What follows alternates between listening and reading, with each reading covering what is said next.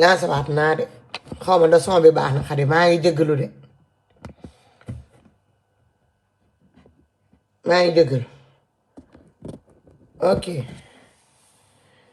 son bi baax na wala baaxut xaaral gars yi bindal ma nag son bi baax na gars yi dañuy signaler rek le son yi bon wala bindal leen ma ku dugg rek nga bindal ma ndax yéen a ngi dëgg son bi ñii di woote ni may leen ma tuuti rek Xadi Baro daaneel après ma jël leen est-ce que son bi baax na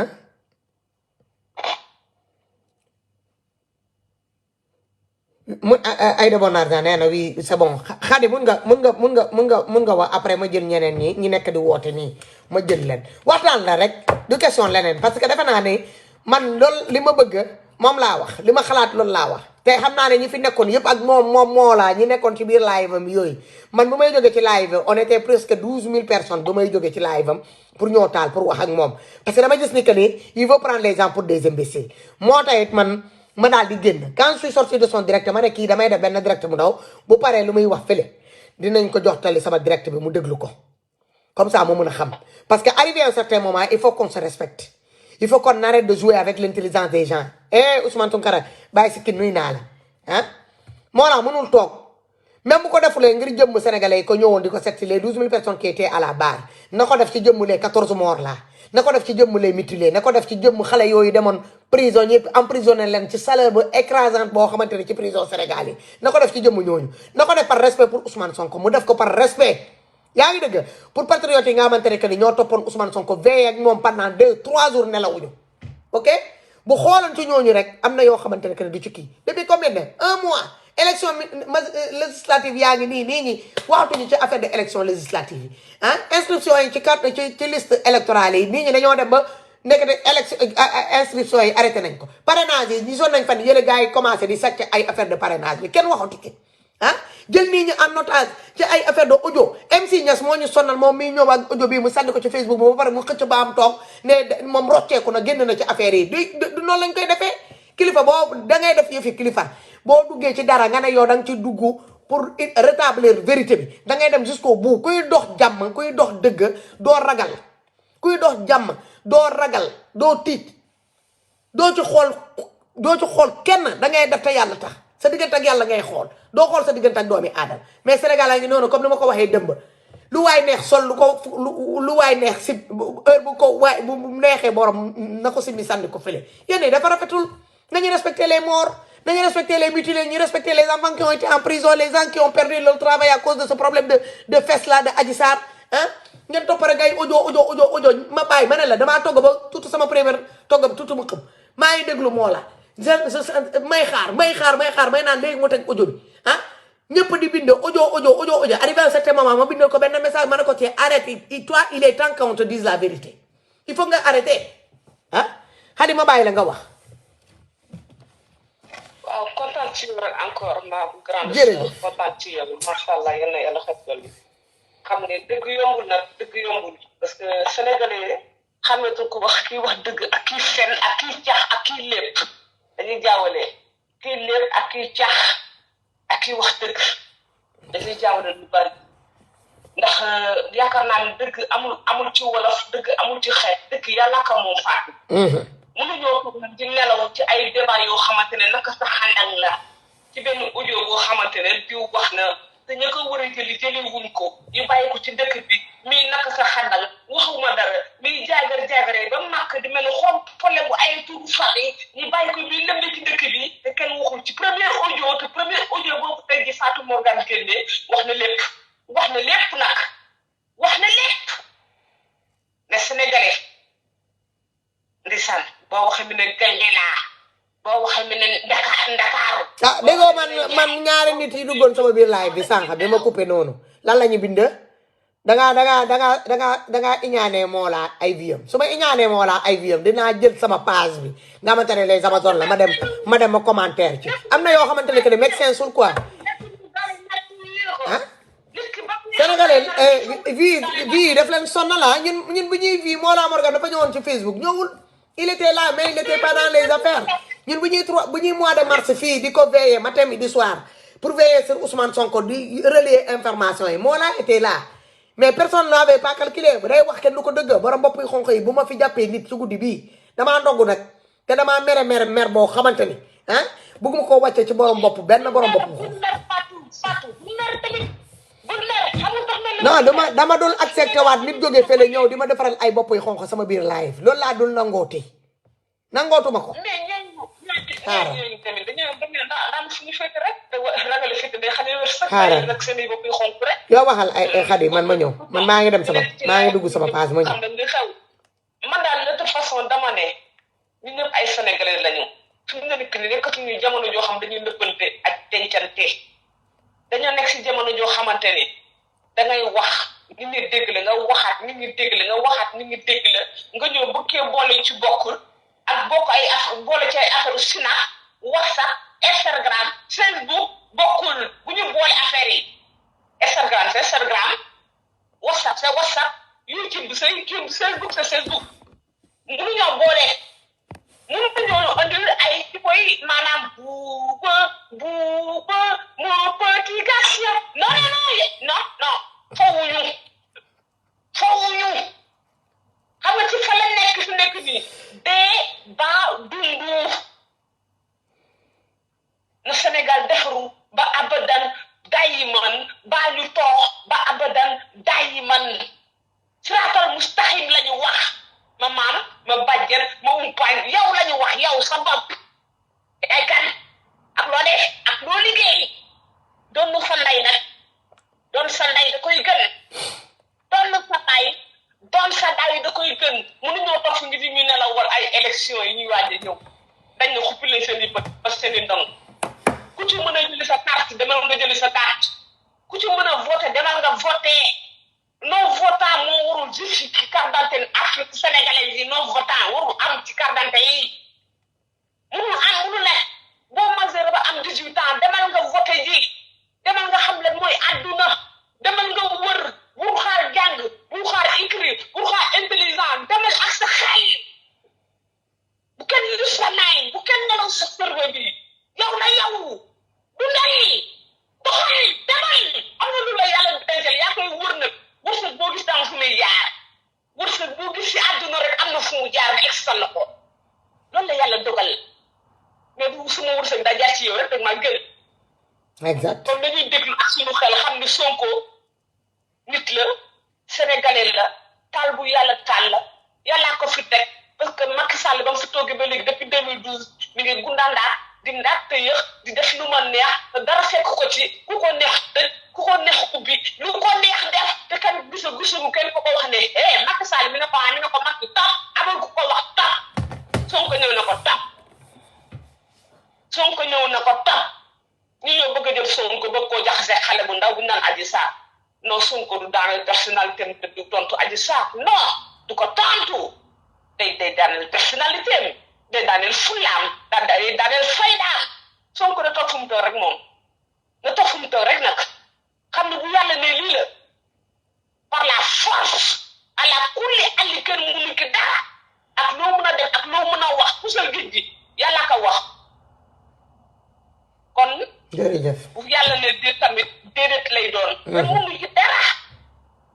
kon bu ma sañoon tey di nañu wax ci àlli kala gi waaye toog naan jigéen day perte blanche on est jigéen lañu dañuy perte blanche dañuy indisposé dañuy coton wu dañuy ñooxu maanaam morsa pendant 4 jours ou 5 jours minimum 7 jours am na ñu koy def ba 7 jours donc yooyu du waxu góor boo ko waxee rek daaneel nga sa rakk daaneel nga sa mag daaneel nga sa rakk dafa am wax yoo xamante ne même bu dul wóoru koor sax na nga jëm a xam ni jigéen nu mu mën a mel rek ak awraam nu mu mën a mel rek na nga jëm a xam ni fu fa nga sokkee ko te yaakaar naa ni pooju nday lu mu lax fa la doon jóge dañu fàttaliku lax bi nag da fekk liir bu neexee ndaja jàpp ca mbagg ya nañ koy rafetal waxatuma nag ñu ne weeru ramadan dañuy saaga weeru ramadan de ndax lan dañoo wóolu yàlla gëm yàlla te dégg ku ñu kenn suñu bopp ku dul moom siraatal mustaxim àjjana ba safara rek ñaar yëpp ñu am ci kaw suuf Sonko nag lii ñuy wax bu fekkee moom defu ko moom Sonko fu mu jublu fu ne yël na fi yàlla jublu amiin Adji Sarr tamit bu fekkee lii ñuy wax defu ko fu mu jublu fu ne yowul na fi yàlla man xawma man Khady Baro tey Fatou xamoo de te Amazon yii nii dina dëgg ñoom ñëpp it kenn xamu ci dama ne yàlla yenent bi Adji Sarr Sonko à la barre soxlawuma keneen soxlawuma audio soxlama waxi Adji Sarr soxlama mindaan ba soxlama dus ba soxlama épingle ba baar bi laa leen soxla président Adji Sarr mi ne ma président Sonko mi ne ma président lii la soxla président bu ma kenn merci Khady Baro ma jël ñaar ñii ah ndax ma mën a jóg wallaay dama sonn jërëjëf ma jël ñaar ñooñu man ma jóg c'était merci c'était juste pour benn message bu ndaw la woon rek waruma woon rek kii recommencer waat mais comme dañ doon signaler live bi mu mujjee dagg il fallait que ma ñëwaat pour ma bàyyi la nga daaneel voilà waaw damay dugal ñaari nit rek laay dugal rek après ma coupé merci beaucoup kontaan naa si sa intervention waaw man tamit kontaan naa trop ci yéen. kontaan naa merci beaucoup jërëjëf love you too merci thank you voilà kooku di suñu sister Khady Baro live bi waruloon gudd première live bi ma defoon rek mënoon na ci yem mais comme dëgg naa ngeen ne amuleen son te man yàlla xam na ni coupé wu ma son bi dama ko yóbbu ba mu sës ma jël ñaari nit rek y a des appels encore ma jël rek je prends seulement que c'est quelques personnes ki doon woote nii 49 fan la encore 49 indicatif 49 ah yeah from Deutschland yeah 49 Deutschland yeah Deutschland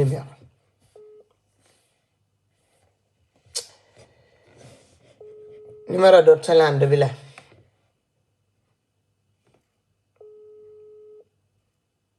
bon numéro Deutschland bi jëm naa la rappeler comme jëlloo bàyyi ma jël ki nekk nii from kii bi Italie bi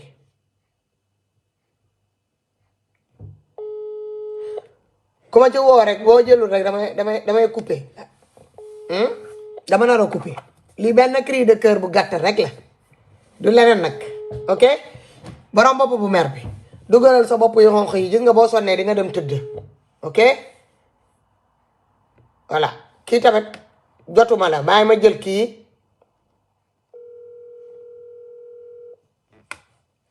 forum USD waaw delloo ziar naka mu maa ngi cool man moom laay ma waaw man gëm nii ma di waste sama time si ay affaires yoo xam ne you know yaa ma gën a xam quoi xam nga parce que combat bi foog ni crédibiliser ko quoi man li ma gën a bay si àdduna mooy ay wax parce que yéen ñu muy wax nii dafa amul benn sens quoi. make sense sul de make sense sul qu'on se dise la vérité non make sense sul de oh my god sa connexion bi demut ñii di woote appel normal bu leen woote appel normal da ngeen di woote ci appel kii ngeen di def appel WhatsApp bu fekkee appel WhatsApp. yaa sorry yaa ba li ma wax mooy amul seen it doesn't make sense nga woo 14 000 Sénégalais ñu lay suivre fi nga nekk sa connexion bi baaxul de oh bro sa connexion bi demut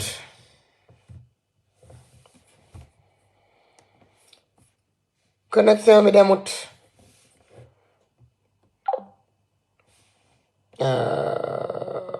c'est pas bon man mi ma waat ko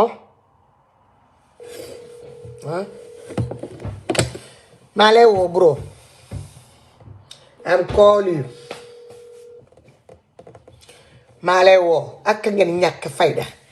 waaw bro fi nga nekk sa kii bi sa line bi baaxut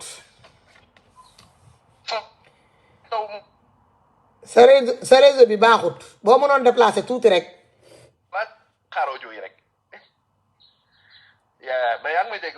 waaw léegi ça va so ñu ngi lay dégg ma ne nooy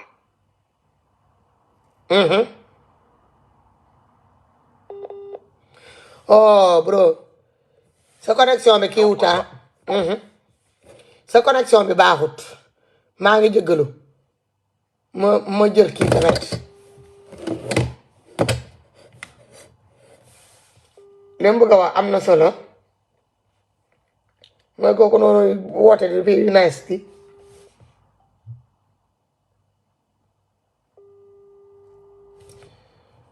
yaa xaaral ma jëlaat encore kële oh gars yi bu may jël kële ngeen di woote ci appel direct bi day dagg encore s'il vous plaît may leen ma rek ma jël 2 personnes après ñu couper live bi hein oh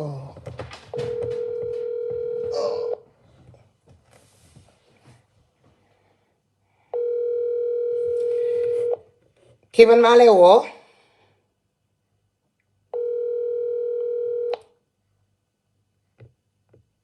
voilà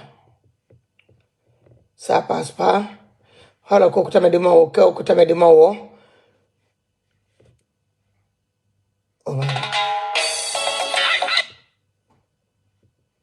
yaa allo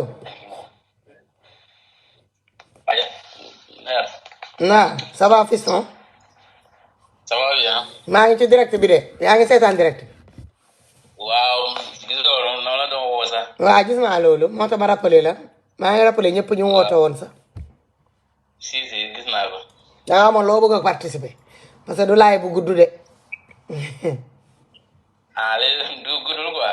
non du ma def laay bu gudd dama bëgg a xam rek da nga woote pour participer wala lan la non xaar ma seetaan affaire bi kii parce que bu ma doon seetaan maa doon si yoon bi quoi dama doon. ok dama gis nga woote moo tax ma rappelé la allez ba ci kanam ok incha allah gis naa ko. ok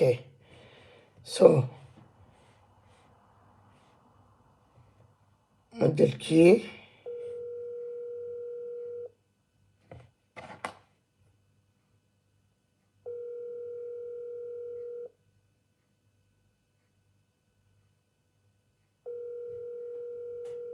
voilà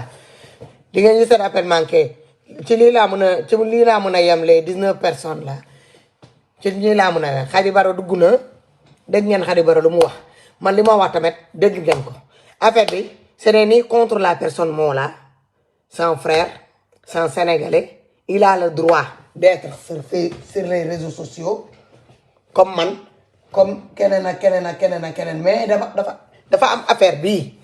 le problème Adji Sarr Ousmane Sonko fu mu àgg ce n'est pas question que de nit di toog di ko defee comme genre comédie lii dafa dépassé ay affaire de comédie lii lu ci waay am rek nga tiitaroo ko rek ci ay fléau Adji Sarr Ousmane Sonko rek yaa ngi dëgg xamoo ci lan nga nekk di dox tu sais même pas de quoi tu parles comprendre nga Mollah Morgan bu dee yor nga audio ba mun a setal deru Ousmane Sonko par respect pour la mémoire de nos 14 morts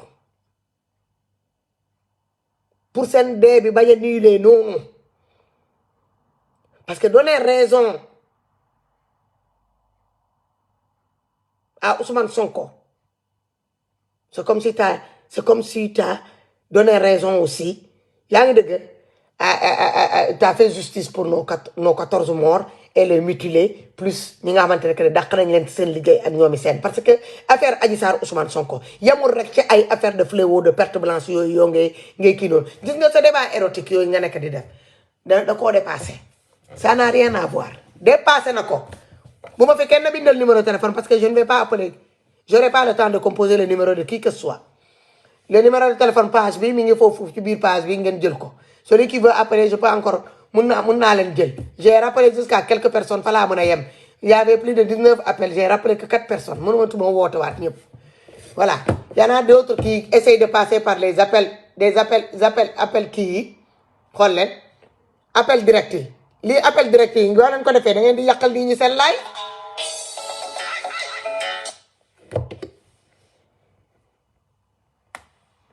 yaa allo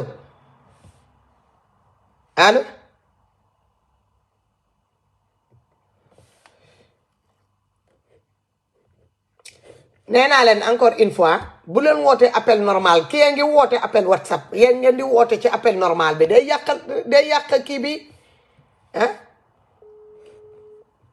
kii doon woote nii ci appel normal bi maa ngi décroché borom WhatsApp bi yow yaa ngi woote appel normal yaa ngi nii yàqal ko appel am bi je suis obligé encore d'aller le rappeler encore ah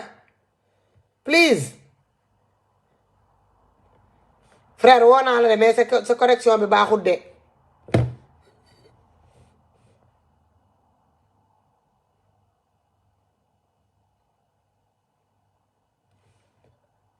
haale Ousmane Misidi mu ne dangaa rafet yow nii ñu nekk ci weeru koor yow ngay ñëw fii di tàgg sama rafetaay weeru koor ana jigéen bu rafet ci weeru koor oh my god ne that's crazy wallahi non reeree ba tëdd ci suuf yow yaa ngi may woo maa lay woo lii oh my god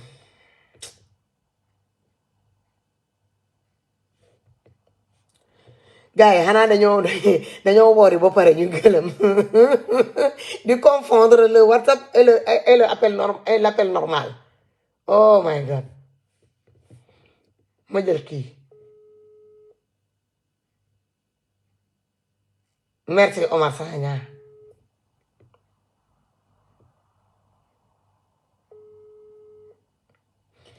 indicatif 220 fan la encore ci monde bi hein voilà donc ma bàyyi noonu mënatuma rappeler kenn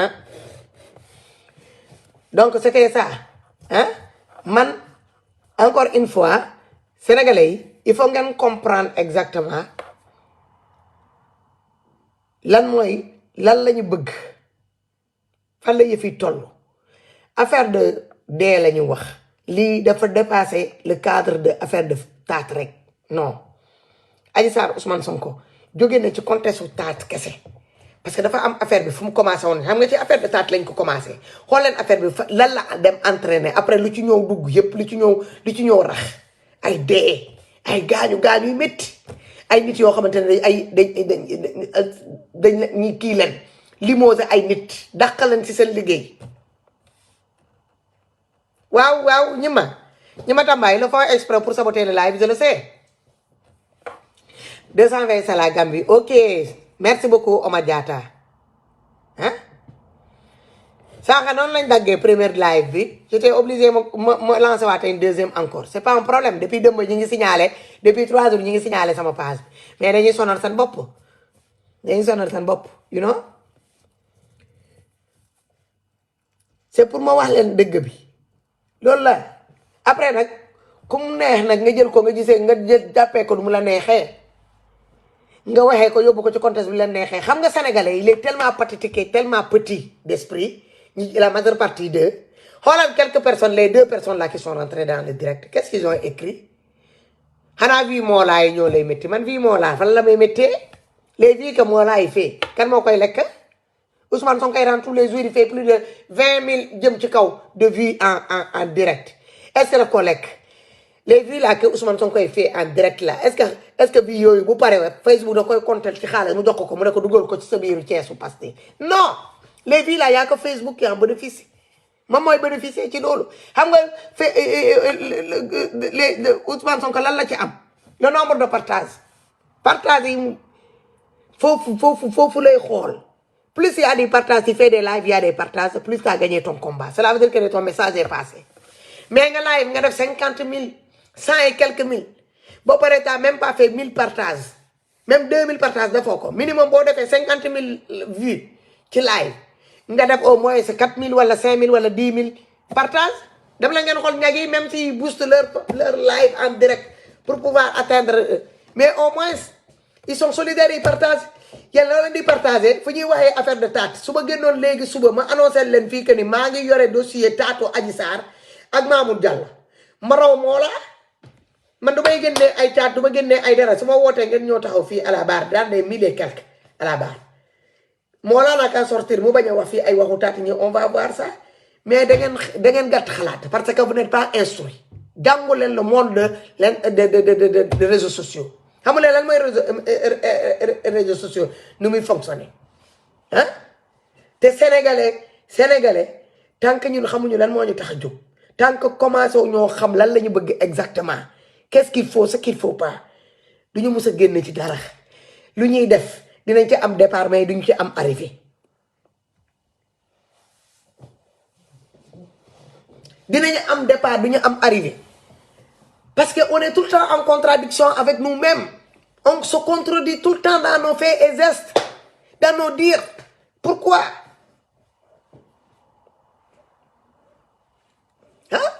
ce ça merci man mii maa ngi woon foofu ci live moo laa dama toog ma ne yii xaaral ma dem ma toog ma dem jël sama audio yi comme moo laa nee na tey ñaari audio lay teg xaaral tey ma dem ma toog ma déglu may gis rek dara nekkul di ñëw en tant que jigéen nga toog ngay dégg ñu góor toog jàkkaarloo écran di wax ay waxu perte blanche ay weeni ñiy jàppandi ko paccal ay ndarapaay ni ñu ndarapaay ay affaires yoo xamante ni ay live érotique ay live érotique la leen moo laa indil pendant combien de semaines moo laa téye leen di leen jox ay live érotique dinaa ne que ne moom lii moo war a setal lii moo laa di def nii lii moo war a setal Ousmane Sonko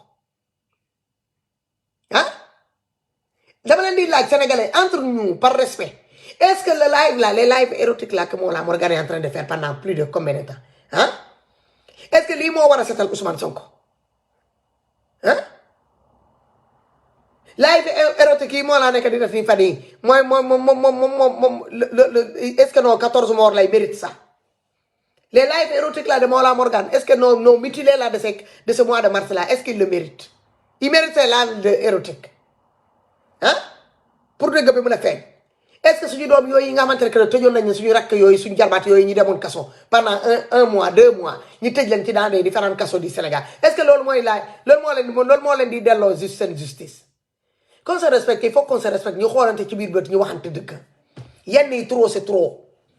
fenn yi dul jeex moo bëri Sénégalais day mos benn affaire rek mu gis ni que ni am na ci lu mu doon xaar Sénégalais mooy toog mu xaar loolu ñëpp liggéey kenn ñoo mu mérité ko ñu yëkkate mérite bi jox ko voilà dangay toog fene doo bokk ci dara bi nit ñi doon xeex fii di wax man gisuma dëgguma affaire yi yëpp jàll ba anniversaire bi ñëw mu jàll ñu ne MC Niass génn nee na mu am na audio rek moo laa tëb na fële mu commencé di tëb depuis jour boobu ba léegi moo laa ngi mel ni ay golo ci kaw branche moo laa ngi mel ni golo bu dugg ci toolu banaana mi ngi cëppi mi ngi jóg di taxaw mi ngi yuuxu mi ngi toog bu kii yore ngeen ñoo nga toog loola ni xaar ay audio ki yore audio bi xam ngeen kan la MC Niass moo yore audio Adji Sarr te audio yooyu MC Niass benn audio boobu mu jël noonu mu joxoon ko kaay foofu mu teg ko ci live am bi MC Niass boobu rek la am boobu rek la génnee yeneen audio yi bu dee yor na yeneen audio yi génnee ko te bu ko joxoon kaay foofu lu ma leer ka ni kaay foofu dina ko doon teg sénégalais ñi dégg ko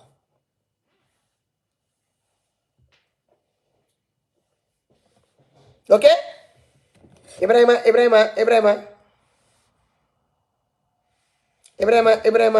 Diallo kacci xaaral man duma sabote kenn xaaral ma génnee la fii ok je suis désolé dama lay génnee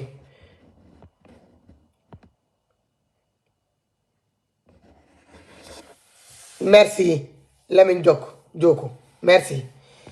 man xaaruma dara man lu may wax sama axulay taalaal la laay wax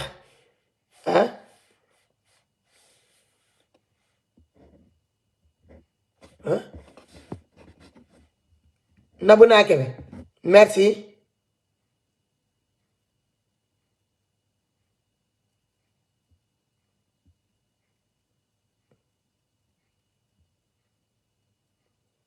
mais vraiment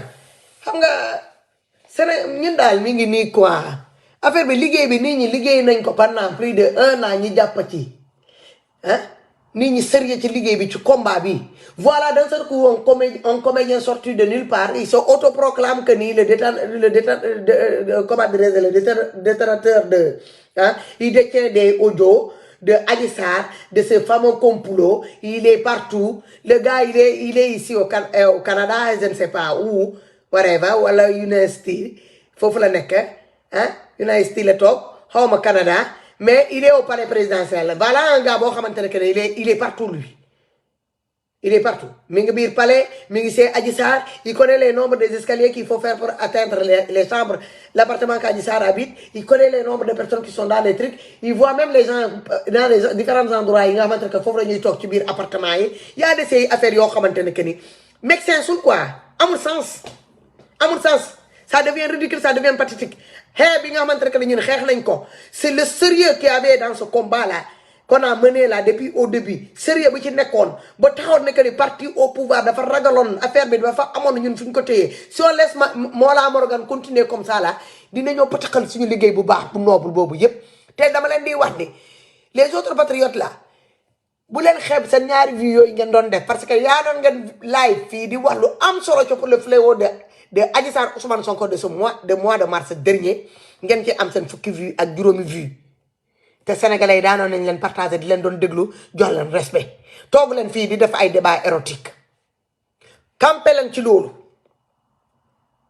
lu waay am ci information ngeen continuer vous restez constant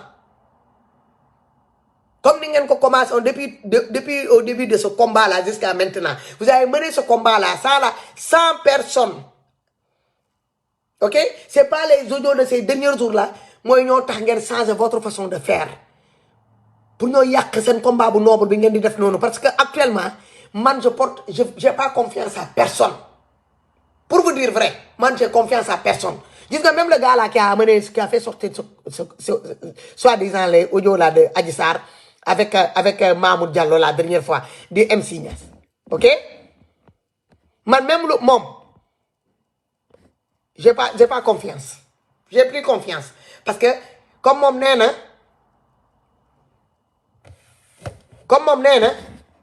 xaaral comme moom nee na jullit la te sëriñ la dafa jiite ay nit topp ko def fi ay discours yi dul jeex wax ñëpp dëgg ko il devait aller jusqu'au bout lépp lu mu yoroon ci ay audio mu génne ko mu tegal ñu ko ci kaw table bi pour muy clair na nit ñi mën a féex nekk ci leneen parce qu'on a perdu pas mal de temps hein inscription yi ci liste électorale yi jàll législative yi war a ñëw nii nit ñi mënuñu ci woon concentré le niveau de parrainage yaa ngi nii lëmbee Sénégal te opposition moo soxla parrainage c'est pas parti au pouvoir moo soxla parrainage on a même vu des gens qui se usurpent le nom de ce parti de cette coalition là de Yewwi Askan Wi pour aller faire des parrainages sur le dos de cette coalition là hein loolu yëpp kenn mënu ci concentré ngir lan la ay affaire de médecin si nga xamante ne moom la moo laa nekk di def fii ci biir Facebook bi yenn yi dafa yenul maana te lii ngeen commencé nii conséquences yi du man maa koy ñoo fay yéen a koy fay yéen les abrutis là qui sont assis en première loge là c'est Mollah Morgan pour l'écouter faire ces discours de érotiques là comme vous êtes des gens yoo xamante ni que nii vous aimez très bien vous aimez les scènes érotiques Mollah a compris que les Sénégalais vous aimez bien ça tout ce qui est vulgaire qui sent mauvais vous aimez bien ça moo tax mu leen koy jox il vous sert ça au lieu que ngeen dem ngeen ndogu da leen di jox ndogu scène érotique la leen di tegal live érotique moom la leen di ñoo tegal ah moom la leen di ñoo tegal en plein ndogu man ndogu bi bu ma commencé ndogu sax dama mujjee couper live am bi parce que munoo di ndogu nga woor depuis fajar lekkoo dara naanoo nga toog ba dara desul lu pour ñoo ndogu ngay ñëw toog fii ñi lay nga jàkkaarloo ak nit ci biir ci écran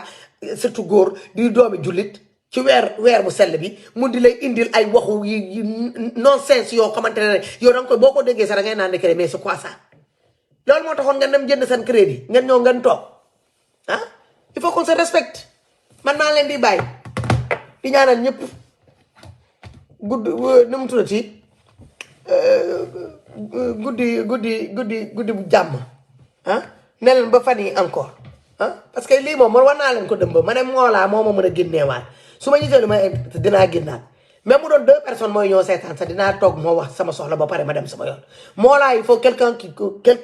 il faut que mu am ku koy arrêté te dafa am sens mu doon ay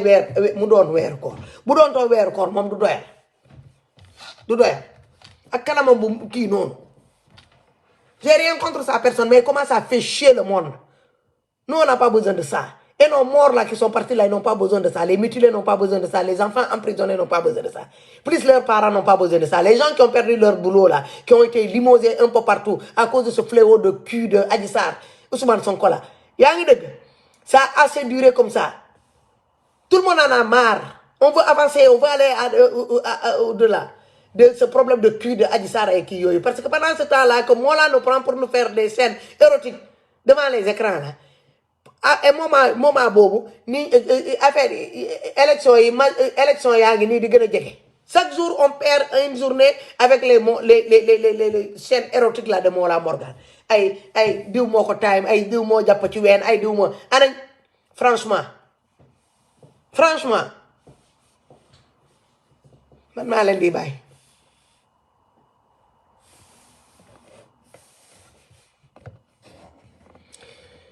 waaw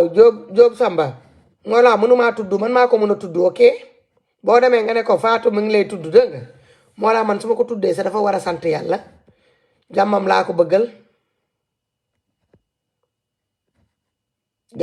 bëggal voilà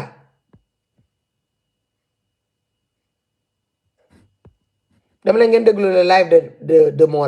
Mollah il a tellement parlé dans ces trucs là arrivé à un certain moment même il se répétait moom mii dafa dem ba mu jaxasoo ci carte bi xamatul sa fan la commencé woon li mu waxoon sa dafa demoon ba ci moom bii te moom moo toog mu bind ay bindam préparer ay discours am pour ñoo toog il est tellement dafa tiit bi mu gisee le nombre de vues dafa tiit moom mii ba mu jaxasoo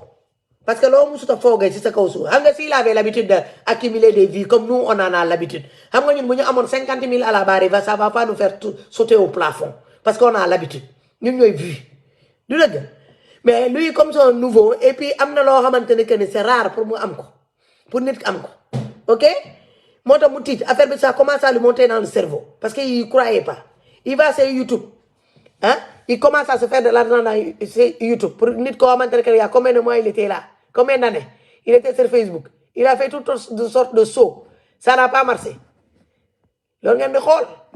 dafa dem ba mu jaxasoo li mu doon wax sax moom xamatul sax fan lan la waa il se contredisait moom même ba ma xoolee loolu laa ne non Fatou jóge fi c'est pas ta place j'aime bien écouter les gens j'aime bien suivre les lives wallahi am na live yoo xamante ne yow live boobu dinaa ko partager sama biir page ay scènes érotiques ci weeru koor ah mooy wàññi naa nekk nii da ngay siisu ma danaa siisu ci Mollah maa tey ma siisu nee leen Mollah dama kaa envier ci ay viam allez vous faire voir qui va envier il faut vraiment être quelqu'un qui n'a rien dans son citron pour envier quelqu'un qui fait des vues sur Facebook si tu avais même une page monétisée encore ça va mais peut-être que comme ça page est monétisée les Sénégalais même les pages monétisées là Sénégalais bu ñu la joxul xaalis bu ñu sponsorisé wul sa page mënoo laal noté 100 francs ba gën a tuuti du Facebook du ko décaissé di la ko jox bu la Sénégalais joxut ay étoile jënduñu étoile jox la ko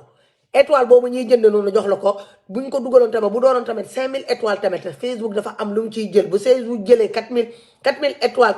4200 étoiles bu ko jëlee 800 étoiles yi lay jël mu su def ko xaalis jox la loolu dugal ko sa biir compte parce que lu ne la lay indi la koy génneel la ko j'en sais quelque chose bi étoiles yi commencé tak la ma Facebook ne ma pour sama page bi joxe ay filiation bancaire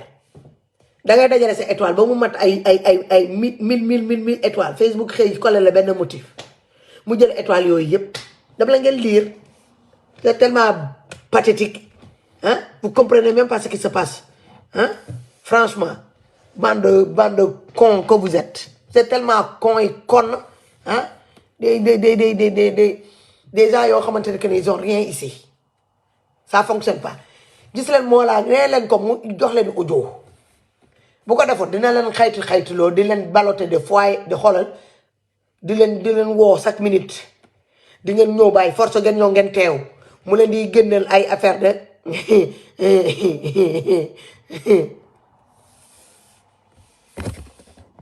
yow bari nga faux profil de waa ji day dem di ñëw rek ok maa ngi dem à demain inshallah fanaanum jàmm ñëpp Mollah Morgan c'est sans rancune conseil la nag comme lu ma la ko waxee ci njëlbeen bi conseil la weer bi ci weer koor lañ nekk ok te defe naa Ousmane Sonko soxla na audio bu koy setal ñi dee ñi bëgg nañ xam keroog bi ñu génnee pour dem pour jàppale Ousmane Sonko pour manifester jàppale Ousmane Sonko ok boo dee fekk leen ci bëgg nañ xam li leen taxat di taxoon li leen taxoon na génn parce qu'ils ont tellement cru au président Ousmane Sonko ci fausse ñi jàpp que ne Adji Sarr da ko accusé c'est des accusations mensongères moo tax ñu gëm ko donc du ay faux du ay affaire de perte blanche je te le demande encore solennellement en tant que sœur ah xoolaatal leneen suba boo ñëwaatee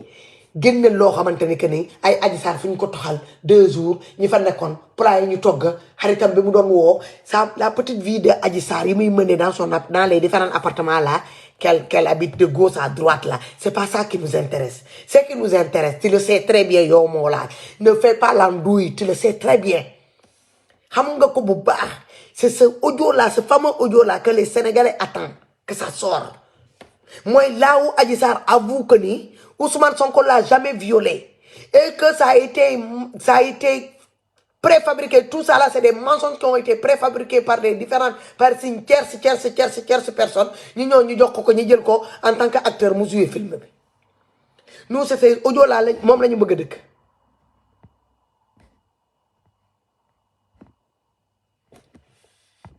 Ok? Babacar Naibal. Sa ndey moo gën a kon ñëpp sa baay gën koo kon sa juróom-ñaari maam yi gën leen kon comme des valises ils sont bêtes comme leurs pieds des nit yoo xamante ne que ils ont rien dans leur citron des abrutis de première classe qui vont aller regarder là quand on est en train de parler de il fait ses lives érotiques là ils sont là devant là en train de baver là ça bave partout ils ont même oublié qu'on est au mois de carême là bande de glands que vous êtes. Voilà, à demain. Ciao, ciao. Bye.